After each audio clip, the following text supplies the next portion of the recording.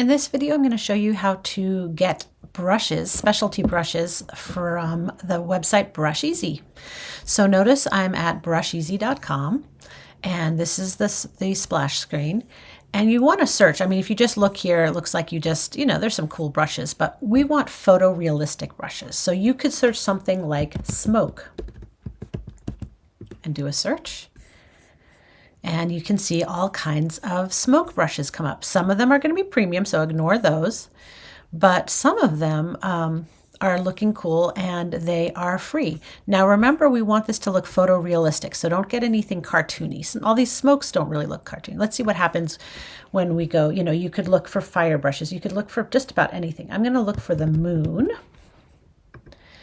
And here's what I mean about cartoon. We don't want like cartoony moons. We're putting this into a photograph. So we want to look for moons that look very photorealistic. So let's see here. These look pretty realistic. So I'll click on this. Okay. And I will see there's a free download. So you just click on the download. It does make you wait a few seconds, like I think to look at an ad to help pay for this. But in a second, it'll download it. Now, then you want to go to your download folder because see how it puts it into a zip file? You need to extract that zip file. So if I'm going to go to downloads, here it is right at the top. See 20 moon brushes, and it's this little zip icon. If I just, all you have to do is double click on it and boom, there you go. Now we're going to go over to Photoshop. And I have opened up a landscape that I thought we could put some moons in the sky. And then but first we need to add that brush. We've extracted it. It's in the download folder, but we need to add it to Photoshop. So I'm going to click on the brush tool and I'm going to click here onto the little brush icon and click on the gear and import brushes. Okay. And I'm going to go to the download folder and there's the 20 moon brush and you'll see it has an extension .abr, Adobe brush. So you click on that and open it and it'll automatically go right into your brushes. See here, there's the 20 moon brushes. So now if I open that up, it doesn't look like much like that, right? Because it's all sort of squished together. But if you bring it over into your photo, you can kind of see what it looks like. And it looks like there's some crescent moons, maybe here. I'm gonna put just the full moon though, okay? I think that's what this is.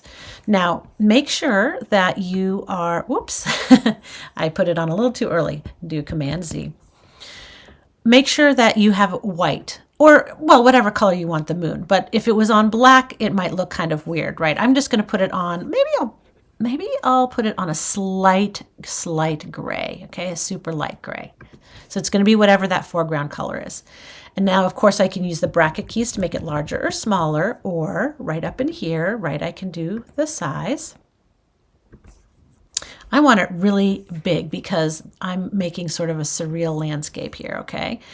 Now, if I were to click now, it would put it on this background layer, and I want to be able to move it around and change the opacity and things, so make sure you click on a new layer, and then I'm just going to just click once, boom, and I've got a nice, big, gorgeous moon like that. But I want it to cut off the horizon because I think it might look kind of cool going over like a rising basically.